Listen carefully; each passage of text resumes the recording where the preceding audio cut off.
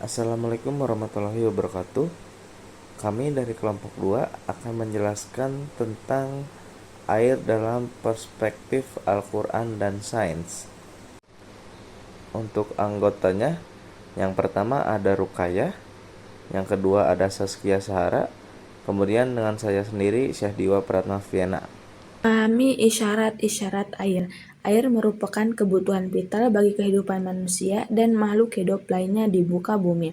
Seperti halnya oksigen, pentingnya peran air seringkali tidak disadari karena pada umumnya air merupakan barang yang mudah didapat di alam dan tersedia dalam jumlah yang melimpah. Vitalnya, peran air biasanya baru dirasakan ketika kebutuhan akan air sulit dipenuhi atau ketika air menimbulkan masalah. Al-Quran dan ilmu pengetahuan. Di dalam Al-Quran, banyak ayat membicarakan masalah air dan fungsi di alamnya. Misalnya, tentang asal dan penopang kehidupan, daur hidrologi, sarana transportasi, dan sebagainya. Bahkan, surga dilukisi sebagai kebun yang dialiri sungai-sungai yang jernih. Terdapat lebih dari 200 ayat di dalam Al-Quran yang mengandung kata air atau hal yang berhubungan dengan air, seperti hujan, sungai, laut, awan, mata air, dan lainnya. Di antara ayat-ayat itu, terdapat uraian tentang proses-proses air di alam dengan ringkasan tetapi sangat jelas. Misalnya, proses terjadi hujan dan daur ulang. Beberapa peristiwa alam yang berkaitan dengan air disebutkan dalam berbentuk sumpah atau qasam. Pada surat Al-Maidah ayat 5-6 berisikan yaitu Ya ayyuhallazina amanu iza qumtum ilas sholati faghsilu wujuhakum wa aydiyakum ilal marafiqi wamsahu biru'usikum wa arjulakum ilal ka'bayn wa in kuntum junuban fatahharu wa in kuntum marda aw ala safarin aw jaa ahadum minkum minal ghaiti aw lamastumun nisaa falam tajidu ma fatayammamu sa'idan famsahu biwujuhikum wa aydiyakum min ma yuridullahu liyaj'ala 'alaikum min harajin walakin yuridu liyutahhirakum waliyutimma ni'matahu 'alaikum la'allakum tashkurun, yang artinya yaitu Wahai orang-orang yang beriman, apabila kamu hendak melaksanakan sholat, maka basuhlah wajahmu dan tanganmu sampai ke siku, dan sapulah kepalamu atau basuh kedua kakimu sampai kedua mata kaki. Jika kamu junub, maka mandilah, dan jika kamu sakit atau dalam perjalanan atau kembali dari tempat buang air atau kakus menyentuh perempuan, maka jika kamu tidak memperoleh air, maka bertayamumlah dengan debu yang baik atau suci, usaplah wajahmu dan tanganmu dengan debu. Itu Allah tidak ingin menyulitkan kamu, tetapi Dia hendak membersihkan kamu dan menyempurnakan nikmat-Nya bagimu agar bersyukur. Eksistensi air terbagi menjadi 6 bagian. Yang pertama yaitu adanya air di bumi adalah salah satu keajaiban berbagai proses di permukaan bumi, termasuk proses-proses kehidupan berlangsung dengan perantara air. Air merupakan zat yang ajaib karena memiliki sifat-sifat yang memungkinkan bereaksi dan berinteraksi baik secara fisik maupun kimia dengan benda-benda lain secara khas pula. Yang kedua yaitu kenyataan lainnya memperlihatkan bahwa keberadaan molekul air dalam bentuk cairan di bumi tampak sangat vital bagi terdapat kehidupan di bumi. Terdapat surat Al-A'raf ayat 7-10 yang berbunyi yaitu Walaqad makannakum fil ardi waja'alna lakum fiha ma'ayisu qalilan ma tashkurun, yang artinya dan sungguh kami telah mendapatkan kamu di bumi dan di sana kami sediakan atau sumber penghidupan untukmu, tetapi sedikit sekali kamu bersyukur. Yang ketiga yaitu Ketiga yaitu Allah yang Maha Pengasih dan Penyayang, memberikan berbagai kebutuhan bagi kehidupan makhluk di bumi. Sinar matahari dengan setia mengunjungi dan memberikan manfaat bagi kebutuhan hidup makhluk. Yang keempat yaitu salah satu kebutuhan vital manusia adalah air, terutama untuk keperluan minum dan bersuci atau toharoh. Orang bisa bertahan hidup lebih lama tanpa makanan, tetapi tanpa air. Air yang disediakan melimpah di planet kita, pada dasarnya jumlahnya tetap hanya saja harus bersirkulasi dengan sangat menakjubkan. Yang kelima yaitu proses-proses terjadinya hujan dari uap air, atau merupakan mekanisme siklus dan daur ulang air yang ada di bumi agar beredar dan memberi manfaat pada makhluk-makhluk yang ada di pegunungan, di lembah-lembah, dan tempat-tempat yang boleh jadi sangat jauh dari danau atau samudera. Yang keenam yaitu air yang diturunkan Allah dari langit memiliki banyak kebaikan dan manfaat, antara lain tetumbuhan dan perdu, buah-buahan dan biji-bijian yang bisa dipanen. Demikian pula pepohonan seperti kurma yang menjulang ke angkasa dengan tangkai dan mayang yang bersusunan dikerumuni oleh buah-buah yang melimpah. Karakteristik air terbagi menjadi 6. Yang pertama, struktur molekul air. Molekul air atau H2O terdiri dari 2 atom hidrogen dan 1 atom oksigen dengan bentuk sudut bangkok. Membuatnya bersifat polar, ini menyebabkan air punya ujung bermuatan negatif dan positif. Yang kedua, sifat melarutkan.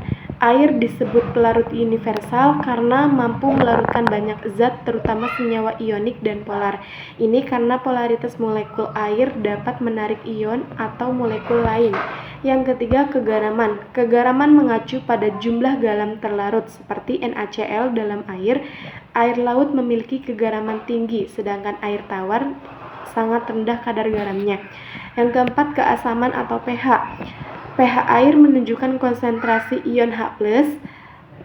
Air murni bersifat netral pH 7, tetapi bisa berubah menjadi asam kurang dari 7 atau basah lebih dari 7 tergantung zat pelarutnya.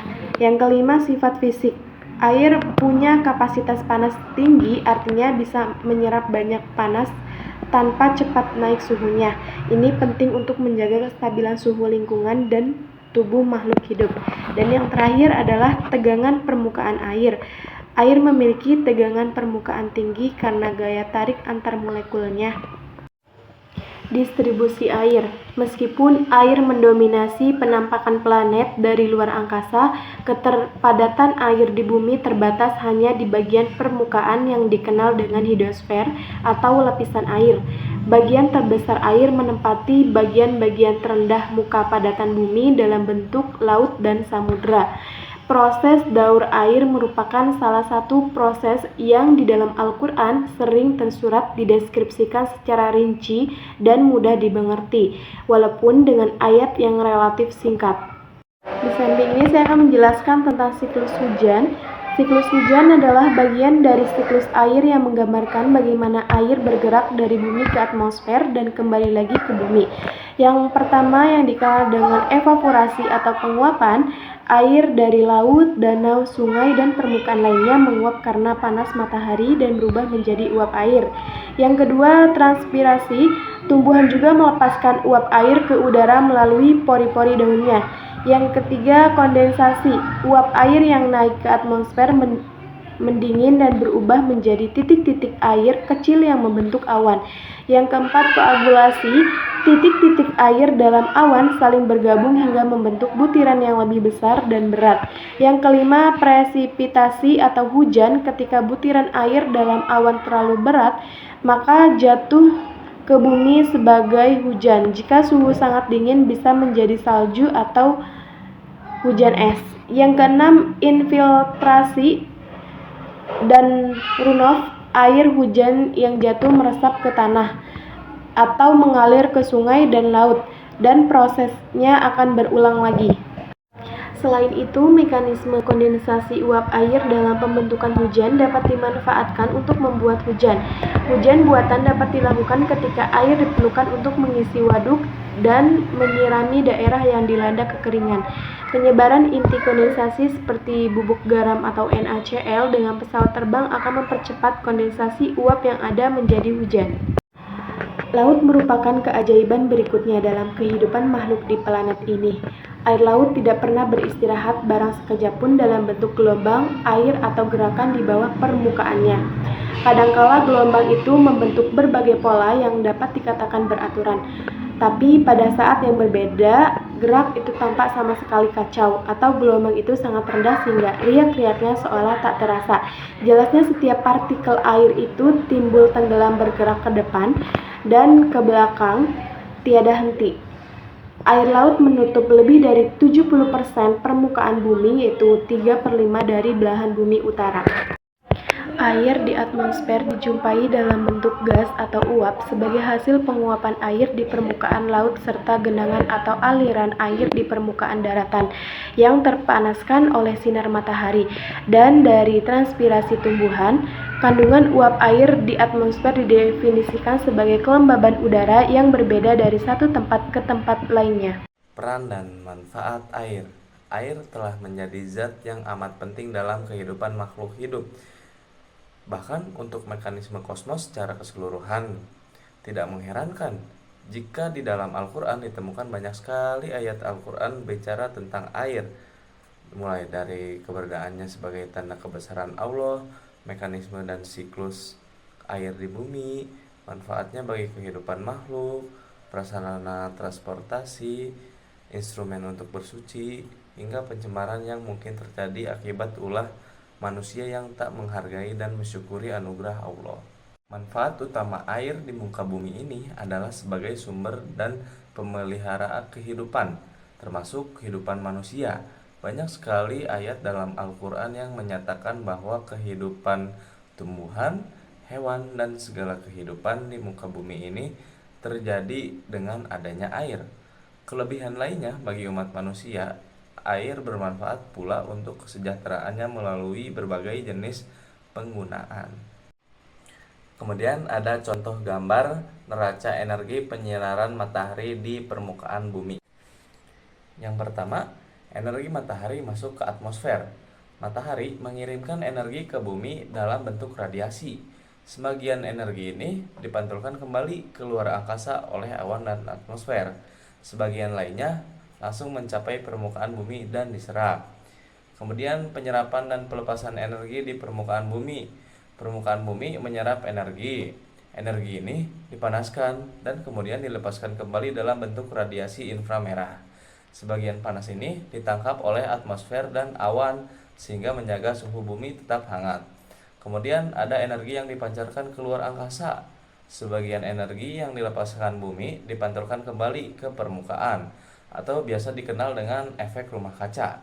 Sebagian lagi lolos ke luar angkasa sebagai radiasi inframerah. Kemudian ada sirkulasi energi di atmosfer, ada juga perpindahan panas melalui angin dan uap air. Energi ini mempengaruhi cuaca dan iklim di bumi. Kemudian ada berbagai tipe ekosistem. Gambar A menunjukkan hutan hujan tropis, gambar B menunjukkan tundra di musim panas, gambar C menunjukkan tundra di musim dingin, gambar D di savana, dan gambar E ada gurun. Dan ada air dalam metabolisme tubuh manusia.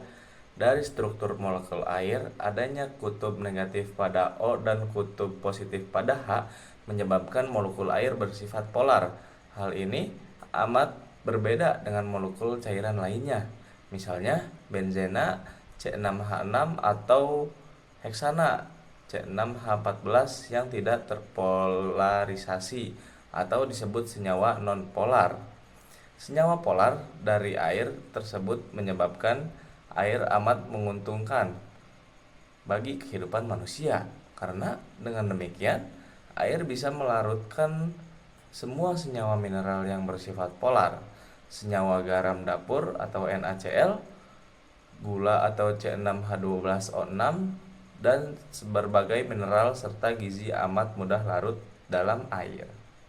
Bencana-bencana akibat air yaitu yang pertama ada banjir, kedua luapan air laut atau biasa disebut dengan rob, ketiga tsunami, keempat badai, kelima erosi dan longsor, keenam pencemaran air, dan ketujuh yaitu kekeringan.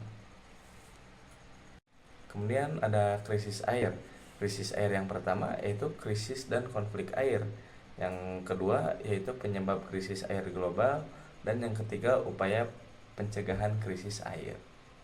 Jadi kesimpulannya, baik dalam Al-Quran maupun dalam ilmu pengetahuan, air diakui sebagai unsur esensial yang mendukung kelangsungan hidup di bumi dan sebagai salah satu tanda kebesaran ciptaan Allah Subhanahu wa Ta'ala.